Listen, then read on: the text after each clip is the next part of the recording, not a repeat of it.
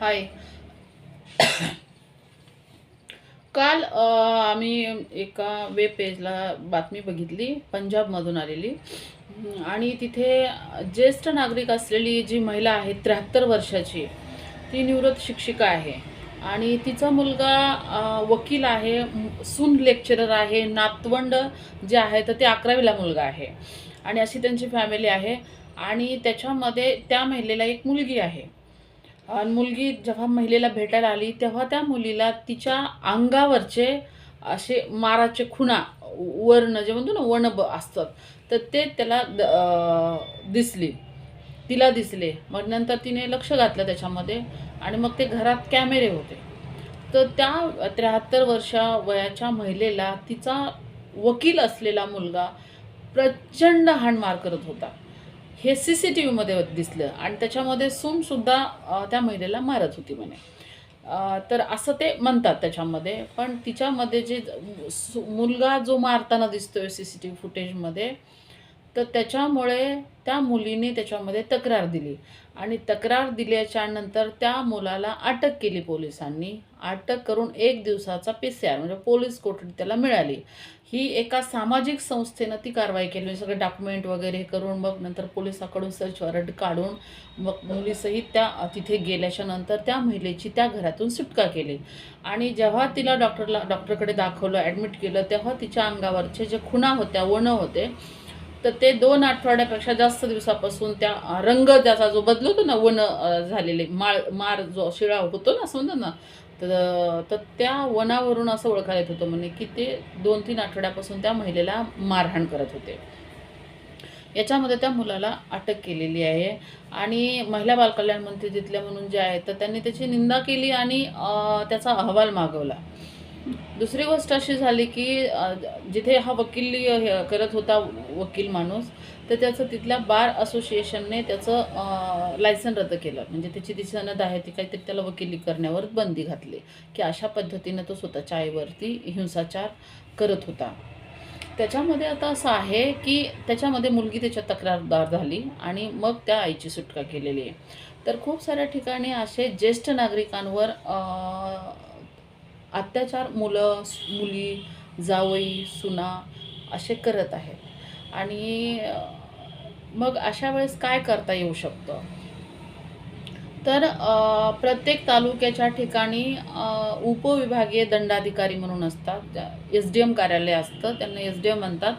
तर ते असतात, तर त्यांच्या कार्यालयामध्ये आपल्याला अर्ज दाखल करता येऊ शकतो, कुणीही तक्रार करता येते.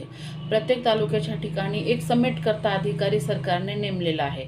तर ही तक्रार कुठल्या कायद्याअंतर्गत करता येते? तर ज्येष्ठ नागरिकांनी पालक कल्याण कायदा म्हणून जो आहे त्या कायद्याअंतर्गत अशा ज्येष्ठ नागरिकांना स्वतः किंवा त्यांच्या वतीने कुणाला ती तक्रार तिथे दाखल करता येते.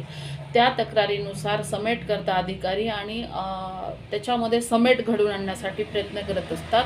आणि असे जर ज्येष्ठ नागरिक लोक असतील आणि त्यांची जर कुवत नसेल कमवण्याची, त्यांच्याकडे पुरेसे पैसे नसतील, तर जास्तीत जास्त 10,000 रुपये महिन्याला खर्च हा मुलांनी द्यावा. मग एक मुलं असेल, मुलगी असेल, कुणी असेल, तर या लोकांनी द्यावा, असं त्याच्यामध्ये ऑर्डर मिळू शकते, त्याच्यात आदेश होऊ शकतो. जास्तीत जास्त 10,000, कमीत कमी 5,000 काहीतरी असं आहे, परंतु जास्तीत जास्त 10,000 रुपये खर्च मिळू शकतो. याच्यात आणखीन एक महत्त्वाची गोष्ट आहे की जर त्या पालकांनी स्वतः कमावलेली जी काही मालमत्ता असते, तर ही मालमत्ता जर अशा मुलांच्या नावे केली असेल आणि असे जर मुलं त्रास देत असतील, हाणमार करत असतील, स्वतःच्याच घरात राहू देत नसतील किंवा त्यांना ते आईवडील जड झाले असतील, फक्त आईवडीलच नाही, जे पालक असतात, पालक जे म्हणतो ना, फक्त जन्म दिलेल्या मुलांच्याच बाबतीत नाही, तर कोणी दत्तक मुलं घेतलेली असतात, ती दत्तक मुलंसुद्धा अशा पालकांना सांभाळत नाहीत किंवा वटीत घेतला आपण म्हणतो ना, तर ती अशी मुलं सांभाळत नाहीत, तर अशा पालकांनासुद्धा त्यांच्यावरती गुन्हा दाखल करता येऊ शकतो. याच्यात महत्त्वाची गोष्ट आणखीन एक आहे की जी मालमत्ता त्यांच्या नावे केलेली असती, मग बक्षीसपत्र आधारे दिलेली असते किंवा माझा मुलगा आहे, मी कमवलेले म्हणून हा आता माझा वारस आहे म्हणून मग ते दिली जाते नावची करून. तर अशा वेळेस अशा मालमत्ता ह्या परत अशा नागरिकांना, अशा ज्येष्ठ नागरिकांना परत घेता येतात. गेल्या वर्षी आम्ही असाच एक खटला जिंकलो होतो, SDM कार्यालयामध्ये दाखल केला होता. मुलगी आणि जावई संबंधित जोडप्याला त्रास देत होते आणि त्यांची जागा वगैरे घर हे चुकीच्या पद्धतीनं लिहून घेतलं होतं. त्या सासऱ्याच्या कमाईचं होतं ते.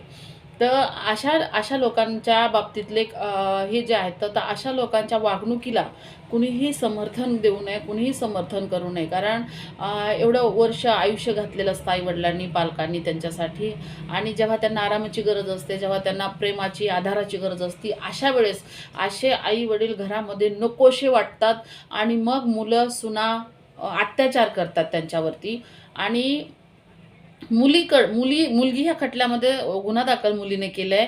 तर त्याच्यामध्ये जर आईला पेन्शन असेल, तर त्या पेन्शन मिळावी म्हणून सून आणि मुलगा त्या अशा लोकांना घरातच ठेवतात आणि त्यांचे पैसे घेतात काढून आणि नंतर त्यांना हाणमार करतात. आणि काही लोकं जपतात सुद्धा बरं का, की पेन्शनधारक असतील किंवा त्यांचे कर्तव्य म्हणून पण ते जपतात. परंतु मोठ्या प्रमाणावर बंगल्यामध्ये, सोसायट्यामध्ये, हाय प्रोफाईल केसमध्ये बघा, वेल एज्युकेटेड मुलगी, सून लेक्चरर आहे आणि मुलगा वकील आहे. आज त्यांची एवढी काय झालं असेल त्यांचा जेव्हा त्यांना बातम्या मोठ्या-मोठ्या चॅनलला दाखवायला लागलेले तर. आणि त्याला काय वाटलं असेल, एवढी इज्जतीचा कचरा, एवढं काय म्हणतात ते. पण माणूस म्हणून त्यांनी जे आपल्या प्रति कर्तव्य केलेले असतात आई-वडील म्हणून, आपण त्यांना कशा पद्धतीने विसरतो. तर मला असं वाटतं, की याच्यामध्ये आपल्या अवतीभोवती जर अशा केसेस आढळून येत असतील, तर तुम्हाला कुणालाही त्याच्यामध्ये तक्रार दाखल करता येते, तिथे अर्ज देता येतो, की ह्या कुटुंबावर अत्याचार होतोय किंवा ह्या व्यक्तीवर, ही ज्येष्ठ नागरिक आहे, 60 वर्षाच्या पुढची व्यक्ती ही ज्येष्ठ नागरिकच्या कक्षेत येते. तर या व्यक्तीला त्रास होतो म्हणून शेजारी-पाजारी जे असतात, कारण नातेवाईक, मुलगी बाहेर असेल तर जास्तीत जास्त शेजारी-पाजाऱ्यांना ह्या गोष्टी माहीत असतात, की त्या घरात काय होतंय म्हणून. माहीत होतं. कधी-कधी तेही माहीत होत नाही, कारण बंद कमऱ्यात असतं. यामुळे अशा खटल्यामध्ये तक्रार दाखल करता येतील, अशा नागरिकांना आपल्याला मदत करता येऊ शकते. तर लक्षात ठेवा, 2 गोष्टी महत्त्वाच्या आहेत. तर एस-डी-एम कार्यालयाअंतर्गत ज्येष्ठ नागरिक आणि पालक कल्याण या कायद्याअंतर्गत आपल्याला तक्रार दाखल करता येते ज्येष्ठ नागरिक म्हणून. दुसरी गोष्ट, जर स्वतः कमावलेली प्रॉपर्टी असेल आईवडिलांनी आणि ती आईवडिलांनी प्रॉपर्टी नावची केलेली असेल, मुलगी, मुलगा, आणि हे जर सांभाळत नसेल आणि अशा प्रकारे त्रास देत असतील, तर ती प्रॉपर्टी आपल्याला कधीही वापस घेता येते. फक्त त्याची न्यायालयीन प्रक्रिया पूर्ण करावी लागते. एस-डी-एम कार्यालयात त्याची तक्रार दाखल करता येते. तर ही या खटल्याच्या बाबतीतली मी लिंक खाली, व्हिडिओच्या खाली मी शेअर करते.